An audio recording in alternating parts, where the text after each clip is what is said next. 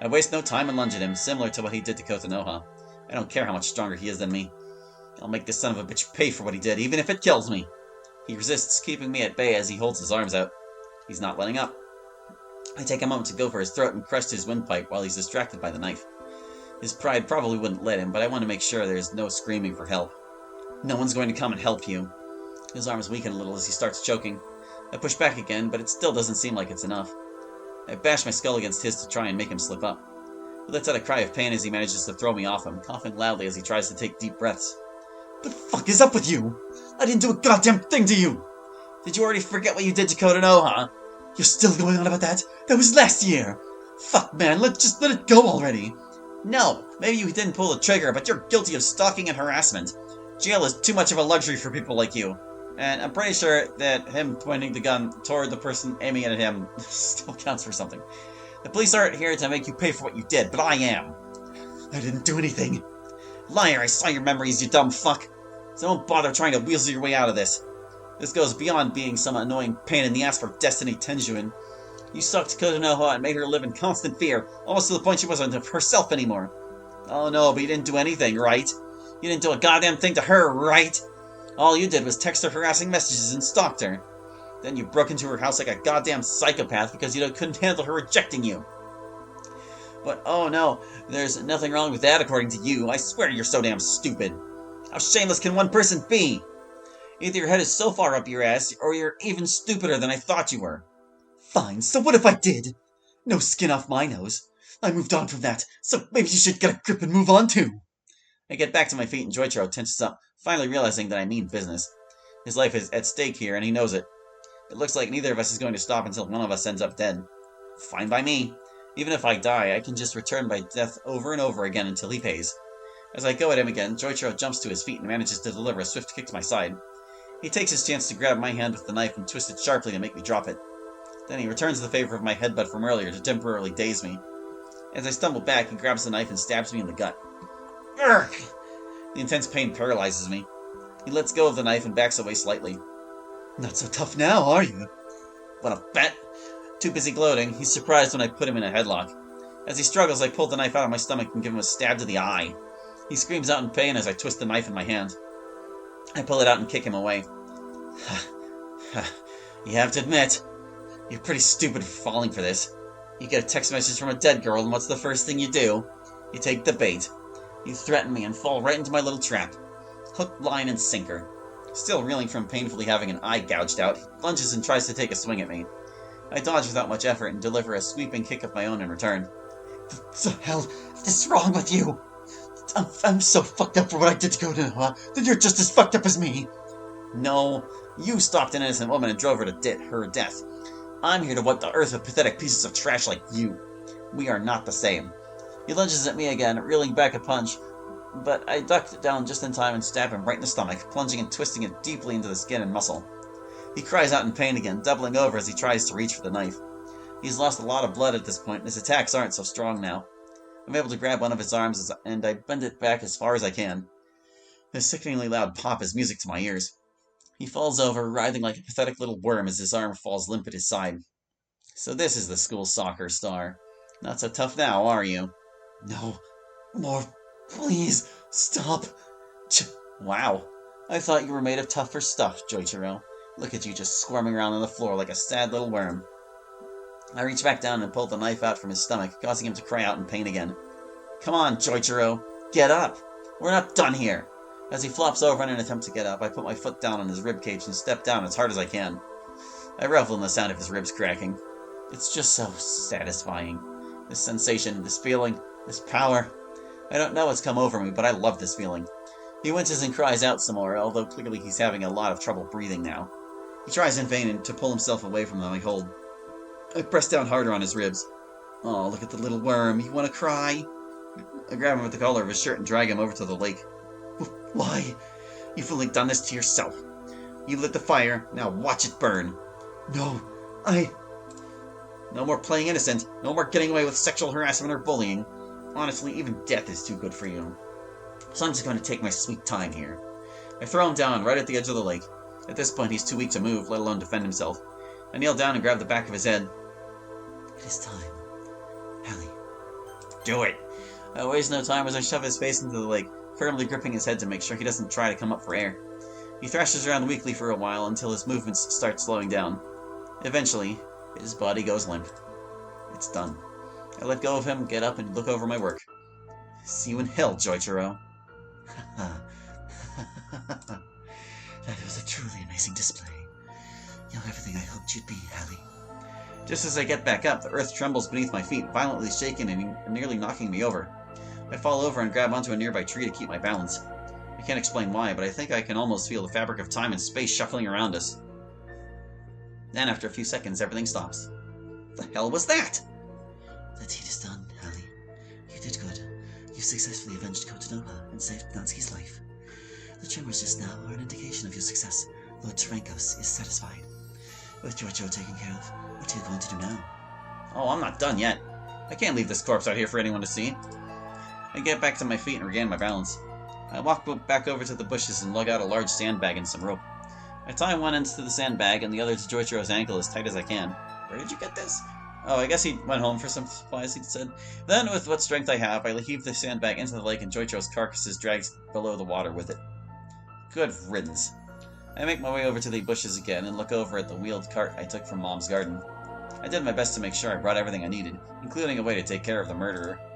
Besides that, I also got a first aid kit with me in case things didn't go quite as planned. Wincing from the stab wound in my torso, I'd say it was good thinking on my part. It didn't stab anything important, thankfully. I'm able to apply some hydrogen peroxide to it and make it sting like hell before properly bandaging everything up. I think that'll be good enough for now. I'd like to hope no one ever finds out about this, considering there's no way I can even explain how it happened. Alright, so you've done away with the evidence. Now what? Now there's just one last stop I have to make. Despite that earthquake going on, it looks like there wasn't any major damage done. Everything looks intact and nothing is out of place. Did anyone else even feel that? Not like I'm going to go ask anyone right now, but no one's out here looking for potential damage. I guess there's nothing to worry about. Best to keep moving. And I'm here. I push past the front gate and leave the cart in the front yard. Once I head home, I'll just take it out back to where I got it. I just need to make sure she's okay. Well, it's likely her father won't kill her now. I can't take that chance. He's no better than him, in my eyes. I stagger into the entrance as I open the door gently. Everything seems quiet so far. I check the time on my phone. Thinking back to when he initially killed her, the usual time has already passed. If Kaito hasn't done it by now, then hopefully he's not going to do it at all. I have no idea what to do about the knife. I know I stole it from here, but now it's a murder weapon, literally stained with blood. I decide to hold on to it for the moment. If anything, I'll just toss it in the trash after I clean it off of all the blood, and possibly my fingerprints.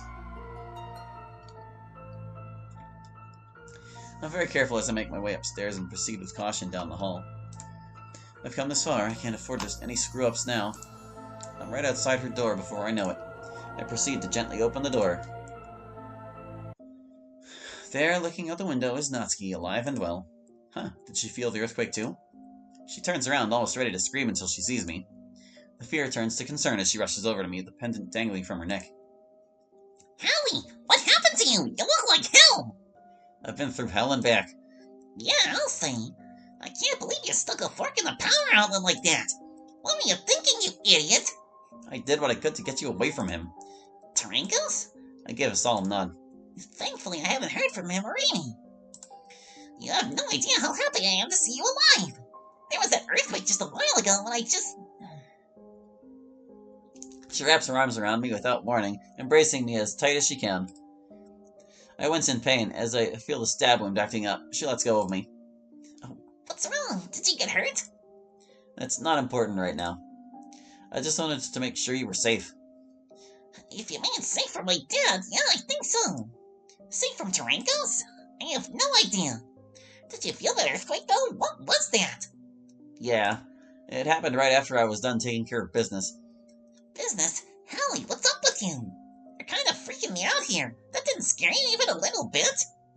So far nothing bad's happened, right? Huh? Well, no, but... Then don't worry about it too much. Besides, it's over now. There wasn't even any damage out there that I saw. Everything is fine. If you say so. You're still kind of giving off some weird vibes, Hallie. What's the matter? I already told you. Nothing's wrong. In fact, things are going to be a lot better now.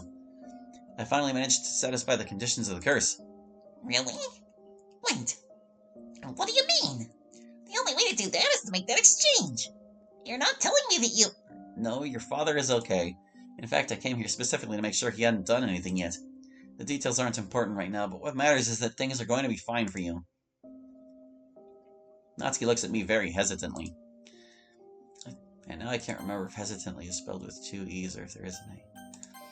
She takes a few steps back. What is it? What happened to you? This isn't you talking, is it, Tarankos? Tarankos has nothing to do with this, Natsuki. We're free now. We don't have to run away anymore. We can live out our lives and make things the way we want them to be. Even if your father does try anything, I can stop him like I did with Joichiro. Joichiro? What does that douchebag have to do with this? I'm not sure how to word it to her, or even if I should tell her. It seems I don't have to, as a look of horror spreads on her face. Did you actually... He killed Kotonoha. Huh? He was the one stalking her. He was behind all of that. When he got desperate, he broke into her house to scare her. She pulled a gun out on him, but he shoved it in her face when she tried to shoot him. He's the son of a bitch that murdered her. If anything, Kotonoha can finally be at peace, and the world has one less person like him out on the streets. I can't believe you right now. You've changed. How can you say something like that so coolly? There's no way you could have done that. At least not on your own. Did Tarankos poison your mind or something? I don't want to hear another word about Tarankos. I'm feeling better than ever, Natsuki. This sensation, this power. I managed to accomplish so much, and all of it just to protect you. I don't know you anymore. You've completely lost your mind. Now you're telling me you killed someone just to... It's all for you, Natsuki. All to make sure you live to see another day. I'm caught off guard when she slaps me so suddenly. I touch my cheek and look back at her, eyes filled with burning rage. This isn't you! Come back to me! Tarankos is messing with your mind! You're a good person, Hallie. This isn't like you! You have to stop! Who the hell are you? I turn around to see Natsuki's dad looming in the doorway, gun in hand. Kaito Sairenji. Yeah, do I know you or something? What are you going to do with that? Are you going to force your daughter into your fucked up double suicide plan? What? How did you know I thought about that? Dad! Were you seriously? Natsuki, no! I thought about it, but I'm not, I swear. I just got my gun because I heard you talking to someone. I rushed over here to see who it was. Turns out that it's this snack shack over here. Who the hell are you, and why are you in my daughter's room? Shut it. You're no better than Joichiro. In fact, you know what? As I take out the knife from my back pocket, Kaito takes aim and fires the gun, getting me in the shoulder. Ugh! No matter. I rush at him with the knife, but he fires another shot, souring me. Shit! He's got some hella good aim. As he aims at me again, I take a sweep for his legs, knocking him to the ground. Once he's on the floor, I give him a nice kick in the jaw for some payback. It looks like that knocked him out cold. I pick the knife back up and set my sights on him.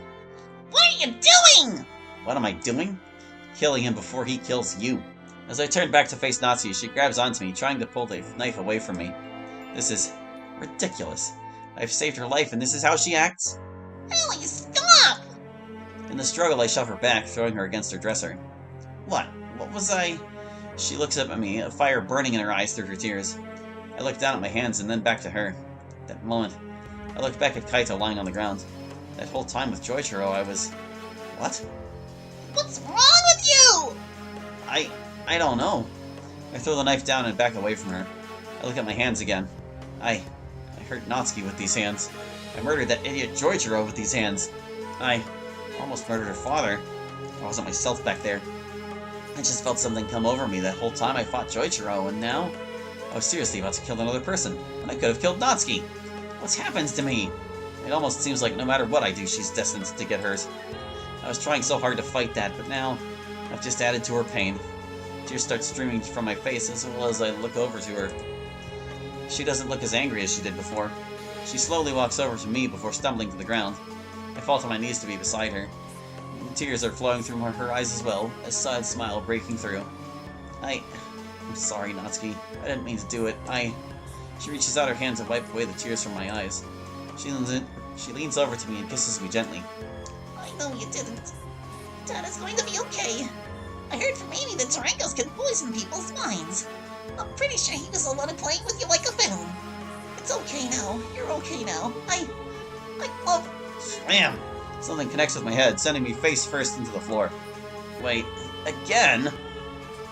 Amy! Are you for real, Hallie? Did you forget why you were doing this in the first place? Oh, look at me, I'm Hallie, and I'm going to try killing the girl I'm supposed to save. What kind of idiot are you? And to think you were this close to figuring things out, too. I bet even Mr. Bat can't get any sense into that thick skull of yours. And just what are you doing here? You. Amy's tone of voice changes, this time matching when she was possessed by. Oh no. You were meant to act as a guide to him, and look what you've done. He was this close to claiming 2 souls tonight. Possibly even a third had I not released my mental hold on him in time. Wait, he did what? So then he was screwing with my mind back there. This cannot stand, you hopeless fool. You are as much of a simpleton as he is. All you had to do was guide him while I poisoned his mind. It seems even that task was too much for you to comprehend.